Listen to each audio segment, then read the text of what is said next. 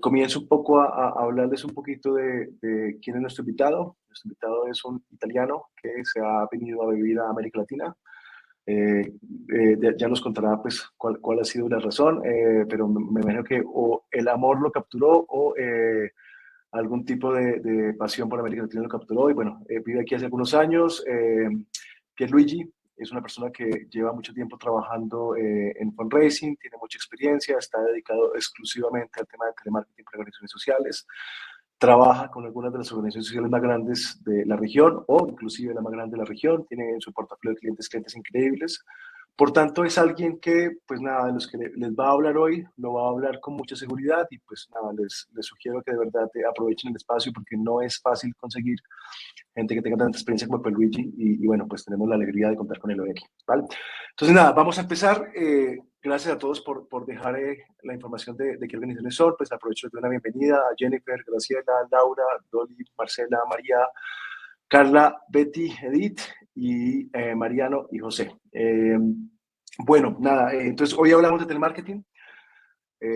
Pierluigi, pues nada, como les decía, viene de la agencia Raves. Raves es una empresa localizada en América Latina también, con pues, presencia en varios países, que está dedicada exclusivamente a dar este servicio de telemarketing para organizaciones sociales, para la etapa de adquisición, para la etapa también de fidelización. Digamos que tiene mucha experiencia en el tema y pues es realmente creo que uno de los canales más importantes. Por tanto, pues nada, tenemos un gran privilegio en contar con Pierluigi el día de hoy.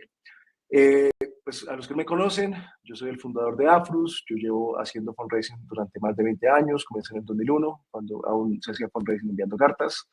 Bueno, aún se hace fundraising enviando cartas, pero bueno, fue como comencé y bueno, nada, he acompañado mucho la transformación de esta industria, cómo pasó pues de una industria muy tradicional a una industria muy avanzada.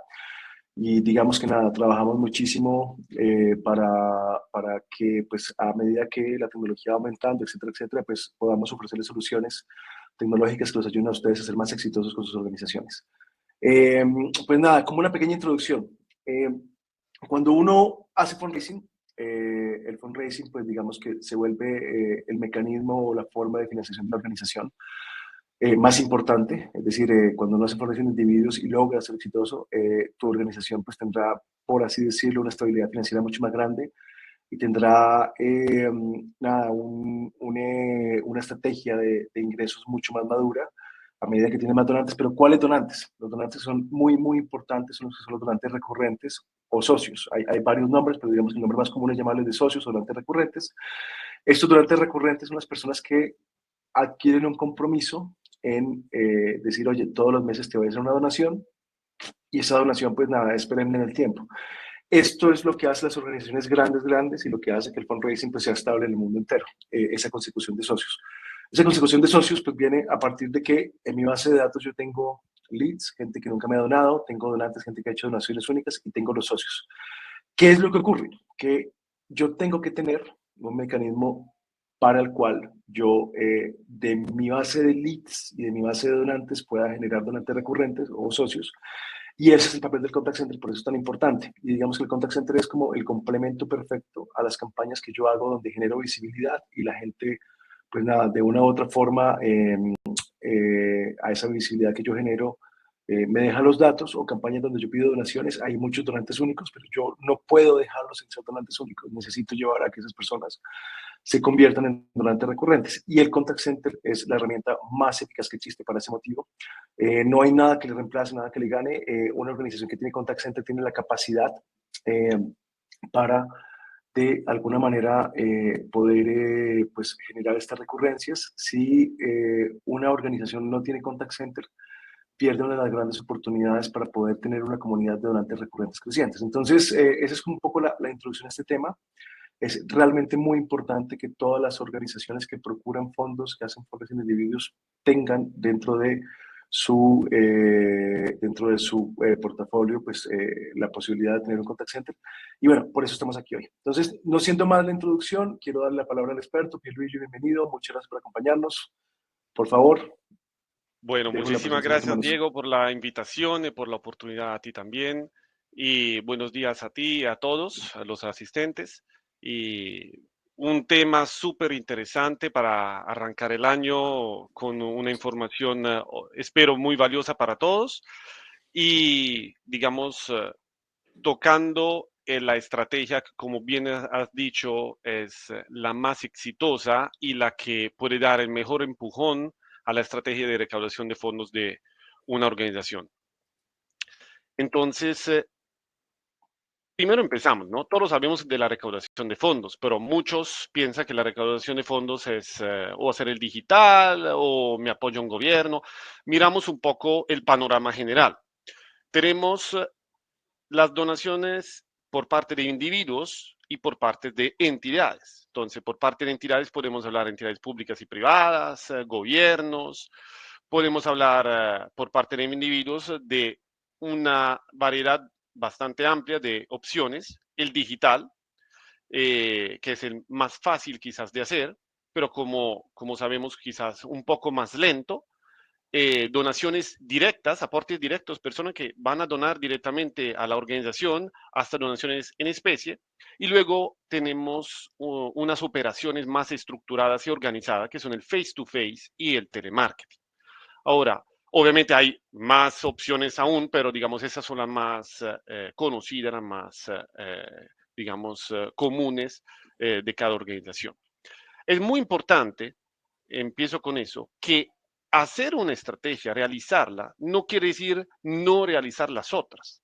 Lo ideal es tener todas las estrategias activas para maximizar. Obviamente, eso genera un esfuerzo, una estructura, una organización. Entonces no quiere decir que una organización se despierta un día y dice, listo, hoy empezamos con face-to-face, telemarketing digital. Es imposible. Debe ser siempre paulatino y debe ser con el acompañamiento de experiencia y conocimiento. Y luego más adelante también miraremos en el detalle el tema del telemarketing en ese sentido. Pero no hacer una estrategia de telemarketing en Latinoamérica es no tener una oportunidad enorme. Entonces, hoy nos enfocaremos en esto. Espero darle información importante, con un cierto detalle, sin exagerar, porque no tenemos el tiempo. Y me gustaría entonces arrancar también con eh, una pregunta.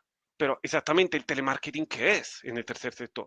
Bueno, a través de telemarketing se realizan múltiples procesos relacionados con la recaudación de fondos y el donor journey. El donor journey es el proceso a través del cual pasa una persona desde que empieza a conocer la organización hasta que se convierte en socio y hasta socio recurrente, obviamente, y que se queda activo participando a los proyectos donando de la organización.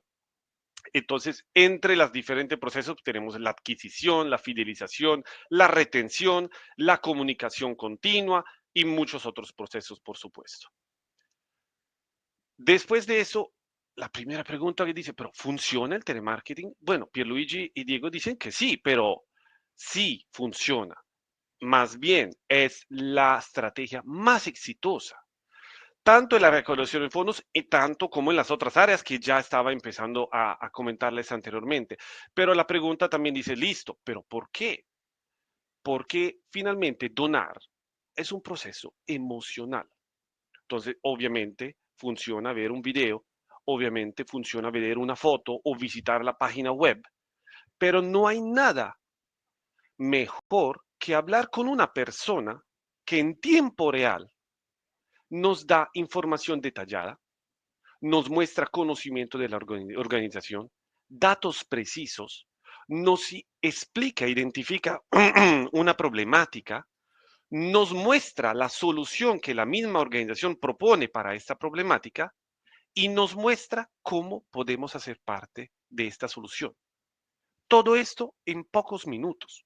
Uno no puede pensar que quizás no, entonces el telemarketing se demora 30 minutos en una llamada. No, una persona capacitada en eso, en pocos minutos, hasta teniendo en cuenta todo el proceso, podríamos estar entre 10 y 15 minutos exagerando, logra transmitir y emocionar a una persona, brindándole confianza, porque yo que recibo esta llamada y que estoy hablando con un asesor, puedo hacer todas las preguntas que quiero y el asesor me va brindando respuestas. dándome confianza. Entonces, no es nada inseguro. Mira, me está dando información muy precisa, muy valiosa. Entonces, yo lo tengo mucho más claro, porque si yo veo un video, una foto, leo un afiche, visito una página web, quizás me surjan dudas y la persona las aclara. Entonces, este asesor me guía a través de este proceso emocional y de confianza hacia él, porque finalmente la persona que recibe la llamada, el futuro donante, empieza a confiar digamos, tanto en la organización como en el asesor, en la persona con la cual habla, aunque hasta no la vea, y en ese momento se está guiando esta persona a que decida donar. Entonces, esto es principalmente la gran ventaja y la gran fuerza del telemarketing, pero obviamente no es la única. Tenemos un proceso masivo y continuo. Eso nos da entonces un recaudo mensual. Este recaudo mensual obviamente nos permite hacer una planeación, porque yo ya tengo una base de donantes recurrentes. Y no solo, esa es la fase de adquisición, pero cualquier tipo de proceso que involucra una llamada siempre genera esta emoción, siempre genera esta conexión entre la persona, el socio y la organización. Y esto permite siempre brindar más confianza, establecer un enlace, una relación más fuerte y que la persona empiece a donar, siga donando, aumente su aporte, haga un aporte adicional, etcétera, etcétera. Listo. Pero entonces hemos entendido que esto es lo que hace el telemarketing. Pero ¿quién estamos buscando? ¿Por qué es tan exitoso? ¿Cualquier persona dona? Entonces yo llamo a una cualquier persona y esa persona empieza a donar. Sí y no. Finalmente, no podemos empezar con la idea que esta persona no va a donar, pero tampoco tener la confianza que cualquier persona que voy a llamar va a donar. Entonces empezamos a hacer un poco un perfil del donante potencial, del socio potencial. El socio potencial es hombre o mujer. Hay quien había dicho, sí, pero yo tengo más mujeres que hombres que están donando. Puede ser algo más específico, pero en general no podemos decir que estamos buscando mujeres o que estamos buscando hombres. Eso podría ser una decisión de la organización. Pero en general, tanto hombres como mujeres van a donar. Obviamente, ¿qué buscamos? Que la persona tenga recursos. Entonces, que tenga un ingreso posiblemente mensual, mejor mensual, para que, por supuesto, pueda sentir la posibilidad de donar. Ahora, ¿cualquier persona con un ingreso puede donar? Sí y no, porque obviamente las personas que tienen un ingreso mínimo, mínimo en cada país, repito, no tanto el salario mínimo en sí, pero un ingreso que apenas es suficiente para todos los gastos de su familia, podría sentir alguna dificultad en donar, aunque quizás ahí con un monto más pequeño se podría llegar a una donación. Necesitamos más bien una persona que tenga una estabilidad para poder realizar donaciones recurrentes. Entonces, la capacidad de tener una recurrencia en sus aportes, en su apoyo hacia la organización. Por otro lado, obviamente buscamos una persona bancarizada, o sea, que tenga una cuenta bancaria, una tarjeta, obviamente, porque de lo contrario dependeríamos de una persona que debería salir de su casa, ir al banco, consignar, y eso es algo que no hace parte de esa estrategia, no es algo confiable, no es algo seguro, no es algo en donde nosotros podemos estar seguros que sí, listo, cada mes vamos a recibir esos aportes. Entonces necesitamos, por supuesto, que el donante, el socio, tenga esta cuenta bancaria, este producto financiero. Donantes a nivel de edad. Es un tema bastante, es un debate todavía abierto, digo yo. Yo les puse un rango entre 30 y 35, o sea, a partir de los 30 y 35. No es una ley, no es una regla que entonces todos los que todavía no han cumplido 30 años, mejor dicho, si lo compro una semana, no lo acepto. Espero una semana y luego le voy a pedir que done. No. Digamos que por experiencia sabemos que personas de 30 a 35 años en adelante ya deberían haber encontrado una estabilidad, laboral, siempre existen los imprevistos, siempre existen situaciones específicas, pero promedio, nosotros tenemos que promediar un perfil de donante. Estas personas deberían ya tener todo lo anterior, un trabajo quizás más estable, la capacidad de recurrencia, estar bancarizados, quizás estables en su vida personal. Entonces, ¿qué hacemos con los menores de 30? Ahí es donde cada organización debe explorar el camino. Yo nunca digo cerremos la puerta a priori. Debemos explorar el camino, debemos revisar. Quizás no abriendo completamente la puerta, pero de toda forma explorando este camino. Mirando, quizás bajamos a 28, a 25, a partir de los 22, 21. Los mayores de edad, obviamente deben ser mayores de edad, pero digamos, estos son los temas que yo aconsejo siempre que se definan al detalle en cada caso. En promedio sabemos que a partir de los 30 años son un perfil bueno. Obviamente hay otros temas que considero que se puedan añadir, pero hacen parte de una decisión directa de la organización. Podríamos hablar de ubicación del país. Sí, obvio, nosotros estamos en América Latina, pero yo puedo buscar donantes en otros países. Nosotros estamos en Colombia, pero puedo buscar donantes en México que ayuden a Colombia. ¿Por qué no? Digamos, eso es ya una decisión mía. Por ejemplo, si hacen algún tipo de trabajo específico o un área de trabajo. No, estoy buscando personas que trabajan en el área de la salud. Eso es mi enfoque de esta campaña que quiero hacer. Por ejemplo, personas que en su vida ya han sido donantes y ya no lo son, por alguna razón. No donantes de mi organización, de otra organización también. O, por ejemplo, voluntarios o que tengan el interés de ser voluntarios. Ahí ya son detalles que cada organización puede añadir sin fin, sin exagerar, porque empieza a ser un perfil demasiado específico. Bueno, una vez que tenemos claro que vamos a hacer esa estrategia de telemarketing y que tenemos una idea de cuál es el perfil del donante que nosotros queremos, ¿cómo creamos esta operación de telemarketing? Bueno, la operación de telemarketing se ubica en un proceso, en una cadena de procesos que la organización debe tener claros y estructurados. Si no los tiene claros, no los tiene definidos, es muy difícil que todo le funcione y que pueda tener un cuello de botella en algún lado. Ahora, los he definido principalmente en 6 procesos. El marketing, entonces lo que le da visibilidad a la organización, el reconocimiento, interacciones en redes sociales, para que el nombre de la organización y lo que hace empiece a quedar en la opinión de las personas.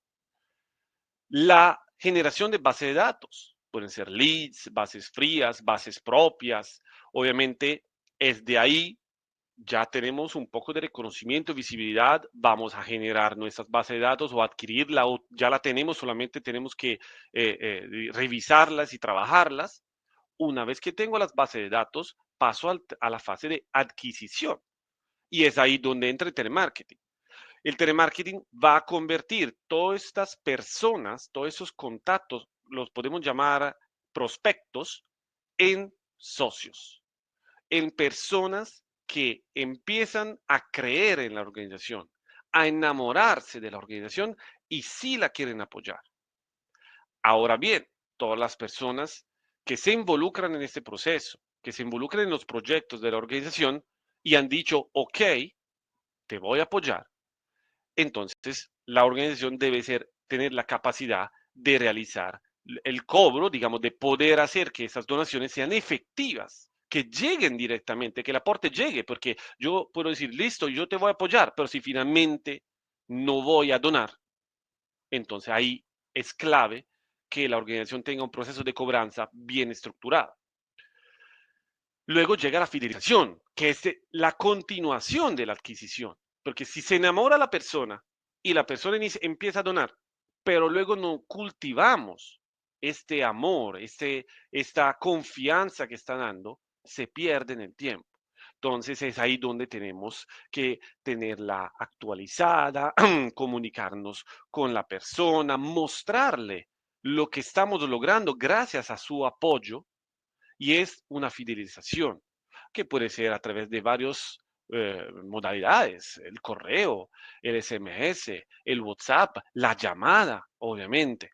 Este proceso es clave para la permanencia de los donantes en la organización, para que el socio siga su recurrencia. Hemos dicho que buscamos a una persona que pueda ser recurrente, pero tenemos que permitir que esta persona decida ser recurrente. Y luego el seguimiento, que va de paso junto con la fidelización, van de la mano. El seguimiento, porque cuando veo una persona muy comprometida que nos apoya, ahí quizás yo puedo buscar la forma de que done más, que haga una donación adicional a la donación recurrente que hace, y al mismo tiempo tengo que retener todos los donantes que por alguna razón decidan interrumpir su proceso de donación en el tiempo. Hay muchas formas de hacer esta retención. No debe ser solamente, no, por favor, sigue donando, porque a veces funciona, a veces no. Obviamente hay muchas estrategias para que las personas sigan en contacto y aportando a la organización en el tiempo y prolongar la vida útil del donante en la organización. Ahora, uno podría decir, listo, pero como organización me es difícil realizar todo esto, que digamos que eso es el donor journey, ¿sí? Yo no tengo un equipo para hacer todo eso. Y es acá donde estamos nosotros, obviamente, donde está Afrus, porque nosotros, expertos y que conocemos este tema, que conocemos todos esos procesos, los apoyamos, obviamente, en todos esos procesos, para que la organización confíe en personas expertas y pueda recibir un acompañamiento y un trabajo directo para lograr todo ese proceso. Listo. Entonces, siguiendo nuestro paso, para realizar un telemarketing, entonces yo la quiero crear, la operación de telemarketing, necesito de esas bases de datos. ¿Y cómo las creo? ¿Cómo puedo tener esas bases de datos? Bueno, acá presten atención porque la importancia de los leads es clave. Uno puede pensar, bueno, es el primer paso, pero tengo todos los demás. Sí, pero si yo fallo el primer paso, empiezo mal. Mejor empezar con el pie derecho. Entonces, ¿qué voy a tener en cuenta en el momento de buscar y generar leads? Esos contactos, prospectos que luego quiero convertir a socios. Obviamente necesito una cantidad establecida dependiendo de mis objetivos y de la campaña que quiero realizar. Obviamente tengo que tener en cuenta que tengo que hacer una inversión, no es un costo. Nunca, nunca, y acá lo subrayo 3 veces, consideren estos procesos como un costo. Esa es una inversión que les dará un retorno de inversión. El retorno de inversión son los aportes, aportes que les permitirán realizar proyectos a mediano y largo plazo. Entonces, la inversión depende, obviamente, de la cantidad. Están completamente enlazados. La cantidad y también de los demás que le voy a comentar ahorita. La estrategia. Obviamente, si hablamos de estrategia, estamos diciendo, bueno, pero ¿cómo los voy a guiar o a captar estos leads, por ejemplo? Listo. Hay diferentes estrategias. Por ejemplo, deja tus datos o entérate y deja tus datos. O, por ejemplo, haz parte del cambio, de la solución. Eso es una forma de invitar a que las personas dejen sus datos. Puede ser a través de Facebook Ads o que directamente la persona viene redireccionada a una landing page y entonces en la landing page la persona directamente deja sus datos y tiene aún más información de lo que quizás ya vio en un video, una foto o en un post en redes sociales. O, por ejemplo, se puede hacer firma la petición. Ejemplo, firma la petición porque no es posible que en La Guajira, en Colombia, en las rancherías más alejadas, no cuenten con agua potable y por ende deban tomar agua que no es potable, los hijos se enferman, firman que tú también. Entonces uno deja los datos. O, por ejemplo, otra estrategia, le estoy dando solo ejemplos, ¿no? Es, por ejemplo, descarga la guía o, por ejemplo, descarga este documento porque estamos hablando de un tema, ejemplo, la lactancia materna. cómo es importante, las dificultades que en muchas áreas existen para eso, por la alimentación insuficiente de las mamás y todo eso. Y entonces te guiamos también, te presentamos una guía, descárgala. Y para descargarla, uno deja los datos. Luego tenemos el medio. Ahora, hemos hablado de leads, de generar leads, pero a veces los leads los tenemos, los contactos los tenemos. Si somos una organización que ya ha hecho mucho marketing, que ya ha hecho eventos, ha hecho quizás recaudaciones puntuales, tengo muchos contactos, personas que me han dejado los datos y nunca los he manejado. Nunca he pensado en, listo, pero yo tengo cientos, miles de contactos de personas y nunca los he llamado, nunca los he invitado a donar, etcétera. Entonces, son bases propias que se deben revisar. Si son viejas, antiguas, el riesgo es que quizás no sean actualizadas, entonces esto afecte un poco el trabajo, pero son bases que se pueden manejar.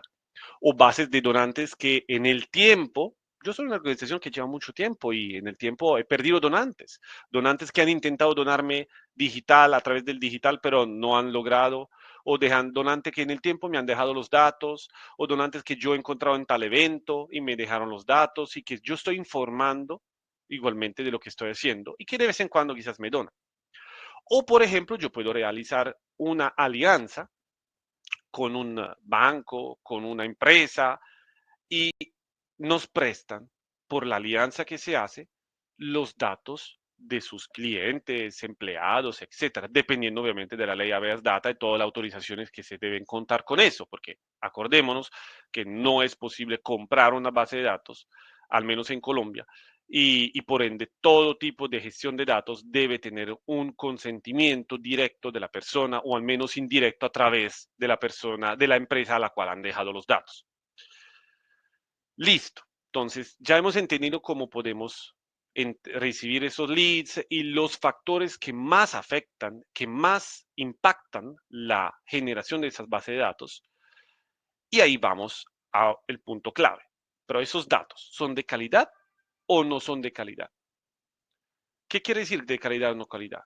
Calidad quiere decir que los he filtrado, calidad quiere decir que quizás han sido calentados, es decir, que han recibido información de la organización. Calidad quiere decir que son no sencillamente una persona da clic por error y le llegan los datos, sino que la persona quiso dar los datos. Cuando son leads calificados, filtrados, que quizás también el público objetivo es un público que ha sido filtrado con anterioridad. Yo quiero personas de Colombia, no quiero ningún otro lado. Yo quiero personas que cuando me dejan los datos digan su edad y solamente los mayores de X años me lleguen. Entonces, ya esto son leads de calidad, supuestamente, obviamente, ¿no? Porque solo después lo podemos entender mejor. Y esto me da mayores probabilidades de convertirlos a socios. Cuando en cambio no tengo leads de calidad, los datos que yo tengo no son de calidad, eso sí me puede generar problemas de conversión, problemas de contactabilidad y varios otros problemas legados exactamente a esto, relacionados con el proceso de conversión a socios. Listo. Entonces, por lo que hemos visto anteriormente, principalmente que tenemos una posición de marketing, community manager, todo el tema de marketing en redes sociales. Eso voy construyendo el equipo. Necesito el proceso de lead generation, la generación de leads. Entonces, finalmente necesito que se pueda construir esta base de datos. Necesito la adquisición de donantes, el telemarketing. Necesito cobranza, un equipo de cobranza, y necesito el servicio al donante, todo lo que viene después, fidelización, etcétera, etcétera, etcétera. Esos son los 5 pasos claves para crear el equipo, y en este caso de telemarketing, para la recaudación de fondos. Listo. Entonces vamos a ver el detalle del telemarketing. ¿Cómo está hecho un equipo de telemarketing? Además de ser personas, y lo sabemos, y que realizan llamadas, perfecto, ¿cómo se hace? ¿Cómo está hecho? Bueno, obviamente acá estamos poniendo un ejemplo grande. Tenemos un jefe de operación que obviamente está al tanto de las diferentes campañas, de los diferentes aliados. Importante que siempre lo tengan en cuenta. No es solamente una relación proveedor-cliente. Cuando se está realizando un tipo de proceso, de campaña, de recaudación de fondos, estamos hablando de aliados. Se trabaja de la mano. Si el uno no apoya al otro, tenemos un problema. Entonces, siempre es importante sentir que se está trabajando de la mano. El jefe de operación es que él tiene todo bajo control, tiene todo al día y se relaciona directamente con la organización, mostrando resultados, revisando el trabajo del equipo interno y tomando decisiones, tanto internas, tanto con la organización. El supervisor es el que está exactamente a contacto directo con el equipo de asesores, que ahorita miramos el asesor. El supervisor está revisando todo lo que pasa minuto a minuto en el contact center, está en contacto con los asesores presencial a través de la herramienta, presenciando hasta las llamadas. Es el apoyo directo. Es la persona que obviamente luego refiere y lleva toda la información al jefe de operación para su análisis y es clave entonces para el éxito de la operación. Luego tenemos el monitor de calidad. El monitor de calidad tiene la función de revisar el trabajo de los asesores directamente y a posterior. Entonces, ¿qué quiere decir? A veces se juntan las llamadas solo para escuchar o a veces escucha grabaciones y evalúa el trabajo de los asesores. Obviamente, ese trabajo, y ahorita lo miraremos poco más adelante, ese trabajo necesita de un esquema, ¿no? Y entonces se debe cumplir con ese esquema. Se deben cumplir con unas funciones y unos procesos mínimos que, si no se cumplen, pueden afectar el resultado y por ende la evaluación del asesor. Y el monitor de calidad todo el tiempo está evaluando esto. Luego tenemos el capacitador. El capacitador, en cambio, es la persona que se enfoca en brindar nueva información al equipo de asesores, en fortalecer temas de técnicos y de conocimiento también a los asesores y se basa en qué cosa? Se basa en la información que le da el monitor de calidad y el supervisor. Y luego tenemos los asesores, que son fundamentales, que nunca debemos pensarlos y errores es clave, que son números, no son números, son personas. Son personas con grandes habilidades, no es un trabajo para todos, y ahorita vamos a ver exactamente este detalle, y hacen que las personas, por una llamada, decidan unirse al equipo de socios de una organización. Obviamente eso es el equipo ideal, un equipo más grande, más estructurado. Uno dice, uy, Dios mío, entonces necesito todo esto para empezar. No, obviamente no. Si queremos empezar, obviamente el jefe de operación no es no es necesario. El capacitador puede ser el mismo supervisor. Si el equipo es muy pequeño, no se necesita, obviamente, porque el mismo supervisor puede manejar todo al mismo tiempo. Entonces, no se asusten mirando esto. Yo le tengo que mostrar la opción general, pero obviamente cada caso se especifica y el equipo finalmente no debe ser muy grande para empezar.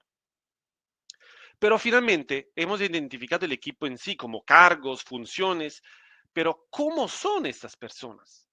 Entonces, ¿qué busco?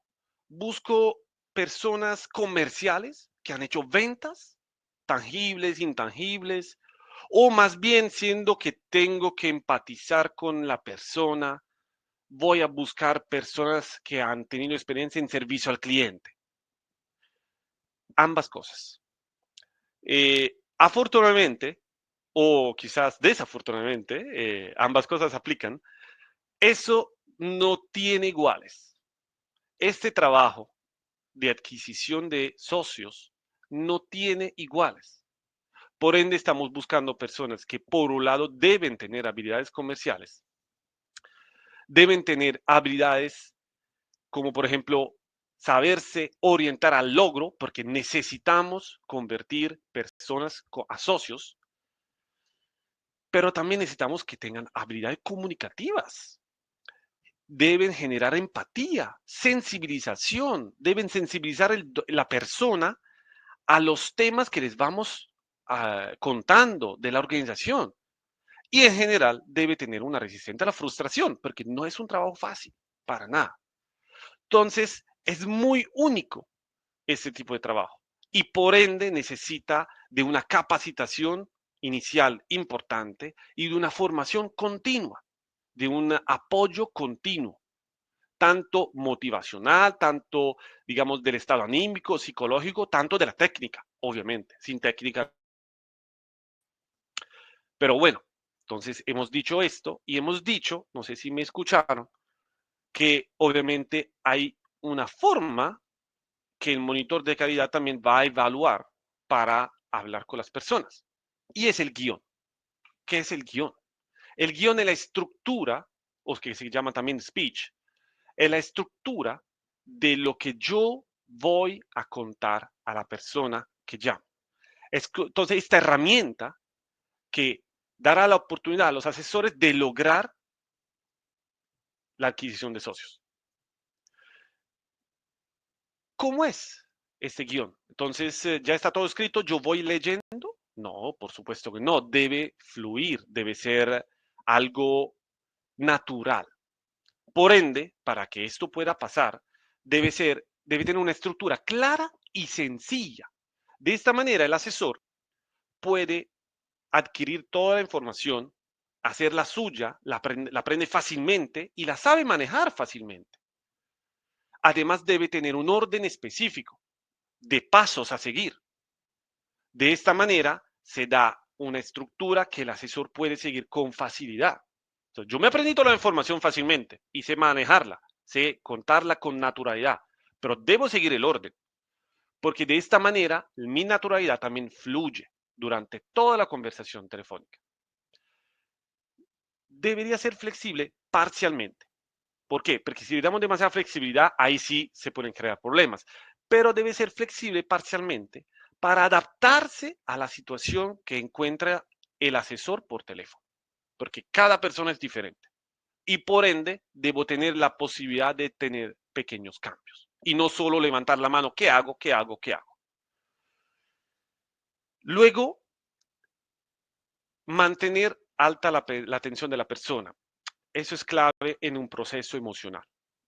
Cuando nosotros vamos a buscar una donación, debemos mantener alta a la persona dándole impulsos, porque obviamente el tono de voz, las pausas, la rapidez o no o menos de cómo hablo, da impulsos, pero la misma estructura ayuda a que lleguen esos impulsos. Ahorita, a continuación, les voy a mostrar un pequeño ejemplo. Y al final, pero para nada último de importancia, la confianza. Esa estructura, con su orden, con su claridad, va brindando confianza, gracias también al trabajo del asesor. Y la confianza es clave para que la persona, además de enamorarse, decida donar.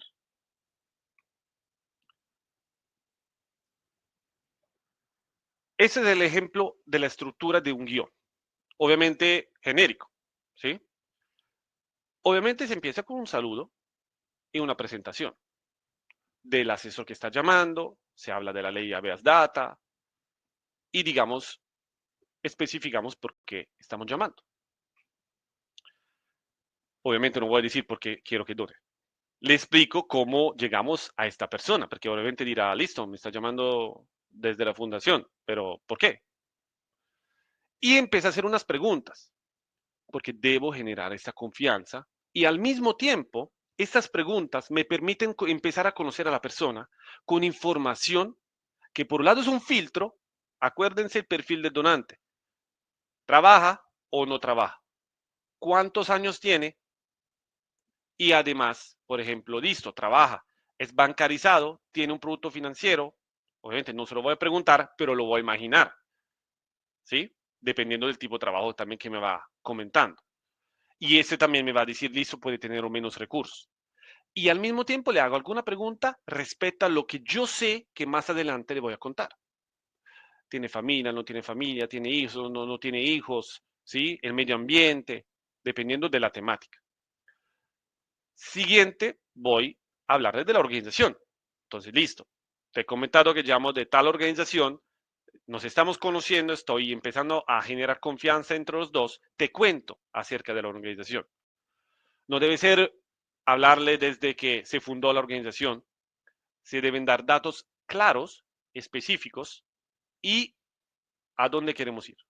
Y ahí pasamos al problema. Problema. Yo antes, cuando le estaba hablando, por ejemplo, de la petición, le dije del agua de la Guajira. Falta agua potable en la Guajira. Falta agua, mejor dicho. Entonces, le voy a presentar el problema. Y voy ahí también, es muy importante, datos específicos. Porque si hablamos de, no, que hay poca agua, muchos niños se enferman y la mamá debe salir y caminar muchas horas, no es tan impactante como decirle que 1.000 niños han muerto en el 2022 y la mamá se demora 8 horas bajo el sol a 40 grados para ir a buscar a un médico cuando el niño se le enferma. Son datos que nosotros podemos cuantificar e imaginar y eso obviamente impacta. Y ahí vamos con la solución. Perfecto. Mi organización va a hacer esto o ya está haciendo esto.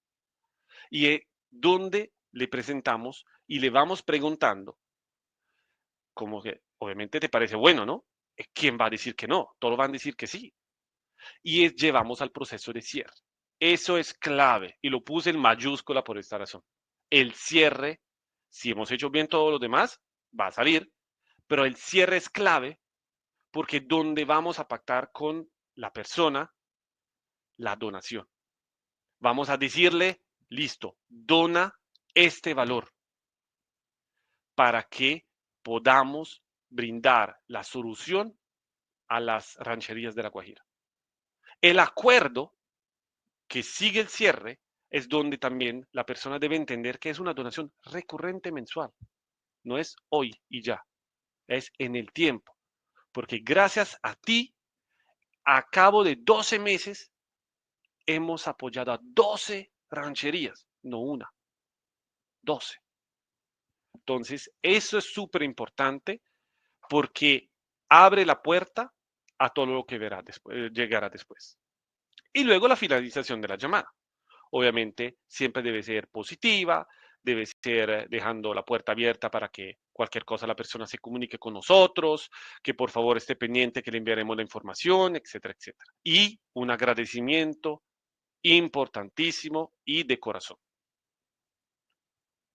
Esa es la estructura general del guión de una llamada de adquisición de telemarketing. Bueno, entonces ahora nos sentamos con la organización porque tenemos la base, tenemos la operación, con el guión hemos realizado el cierre y por ende la captación de socios. Vamos a revisar cómo revisamos que una operación está siendo exitosa o no. Con los KPIs. Cada trabajo tiene sus KPIs y el telemarketing en una operación de adquisición tiene los suyos. La conversión ácida, finalmente es la conversión sobre la base. De esta base de datos, leads, base fría, base propia, ¿cuánto hemos convertido a socios? Ojo, no cuántas personas han donado exitosamente, sino cuántas personas han dicho sí, voy a donar de manera recurrente a través de este medio de pago, tal valor. Esta se llama conversión ácida. Luego tenemos la conversión sobre contacto, que obviamente va a ser más alta de la conversión ácida, porque de una base nunca se logra tener una comunicación del 100% al final de la gestión. Luego tenemos la contactabilidad, que nos da otro dato importante, pero esta base estaba buena, estaba mala a nivel de números de contacto. Es ahí donde debemos identificar un primer problema, por ejemplo, porque la conversión también nos identifica quizás un problema, pero todos esos KPIs se deben tomar en conjunto, nunca solitos, porque pueden esconder un problema que otros KPIs nos permiten identificar. El promedio de donación cumple con nuestras expectativas o nuestra meta o no. ¿Cuánto han donado o han decidido donar las personas? Las tipificaciones. Listo. Tuve una buena contactabilidad, pero una conversión un poco baja. ¿Qué pasó? Vamos a ver el detalle, las tipificaciones. ¿Por qué no decidieron donar? ¿Qué pasó? ¿Cuál es la razón? Y eso es un trabajo que se debe hacer a priori, y es el árbol de tipificaciones de las llamadas para entender exactamente la razón por la cual las personas deciden no donar. El porcentaje de gestión, porque nos dice si esos KPIs ya son definitivos o casi, entonces ya podemos tomar alguna decisión, o si el porcentaje de gestión de la base está todavía al comienzo, ¿no? Hemos gestionado todavía el 10% de la base, entonces todavía esos KPIs pueden cambiar bastante. Y el TMO, por ejemplo, el tiempo medio de operación, que finalmente nos dice cuánto nos estamos demorando en la gestión de los donantes, tanto en el trabajo post llamada y la llamada en sí, y eso también es algo que debe siempre controlarse.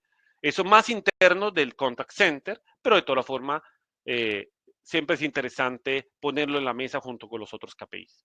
Es siempre la oportunidad de mejorarse. Obviamente, las tasas de conversión que finalmente nos dicen si hemos tenido éxito o no con tal base, no las podemos tomar como el número tal cual. Ah, listo, tengo el 2%, es bueno o malo. El 3% es bueno o malo. Tenemos que ponerlo en contexto. ¿Qué tipo de base era? La calidad de los leads. Y voy a contactabilidad, tipificaciones, etcétera. Tipo de campaña. ¿Qué tipo de campaña era? Adquisición, donaciones únicas, upgrade, reactivación. ¿Qué tipo de campaña era? Conversión, por ejemplo, de donante único a recurrente, etcétera. ¿Cuál era el objetivo de la campaña? Porque si mi objetivo, con toda la información que tenía al comienzo de la campaña, era llegar a una conversión de 4%, porque consideraba que con todo lo que tenía a disposición se podía llegar a un 4%, ya tengo un punto de referencia. Si estoy por debajo, no lo logré. No, estoy 3.9, bueno, pero de todas formas casi lo logramos. No, soy al 5, sobrepasé la meta. Entonces, eso también es importante para una evaluación. Y el equipo, porque todos los KPIs anteriores se pueden identificar no solo por operación o por campaña o por gestión, por base, sino por asesor.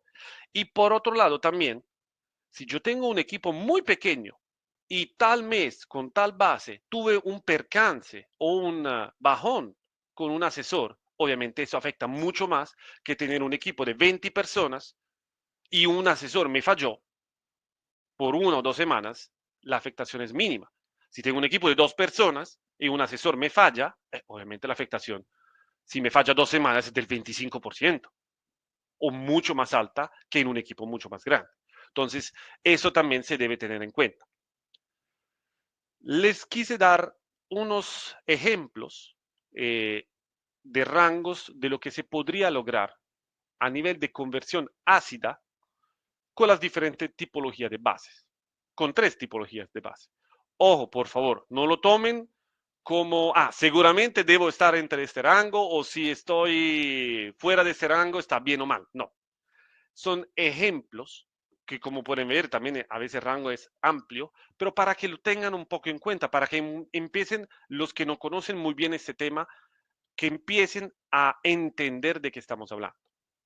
Cuando hablamos de leads generados, entonces captados por ejemplo redes sociales, una conversión ácida puede estar entre el 2 y el 5%. ¿Sí? Repito, si está al 1.5% es mala, depende también de los otros KPIs. Una base fría, usualmente, fría quiere decir que de personas que no han tenido contacto, comunicación, interacción con la organización. ¿Sí? Obviamente más baja, 1,3%. Reactivación. Reactivación obviamente más alta porque son personas que ya habían apoyado a la organización, que ya han tenido en el tiempo contacto y comunicación e interacción con la organización y por ende es mucho más alta. La puse entre 3 y 8%. Ahora, terminamos esta conversación, esta charla, con una invitación que ya les hice al comienzo y que quiero justificarle más, además de todo lo que ya les conté. Porque sí deben hacer telemarketing. Porque es una estrategia que tiene múltiples ventajas. Primero, es masiva. Masiva. Miles de personas pueden llegar a conocer de la organización y quizás a donar. Es marketing. ¿Ustedes creen que el marketing es solamente en redes sociales, en el evento, en el comercial de la televisión? Cada persona que recibe una llamada conoce la organización. Le contamos acerca de la organización.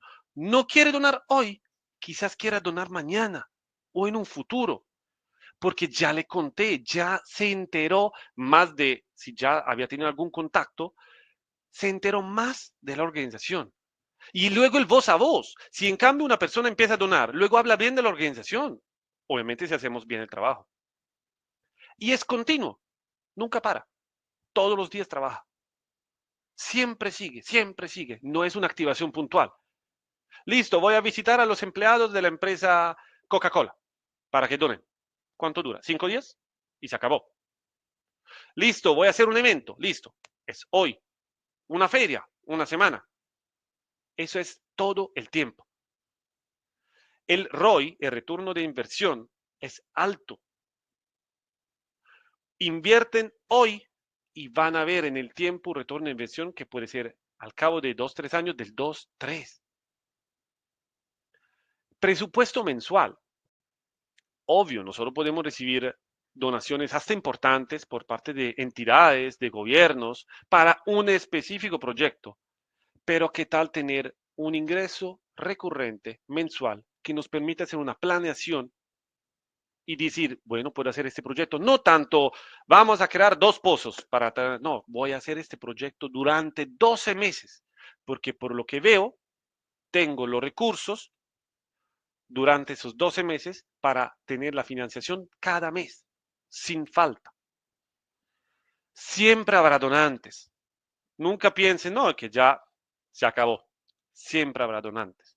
Personas que dejaron de donar y decidirán volver a donar. Todos crecemos.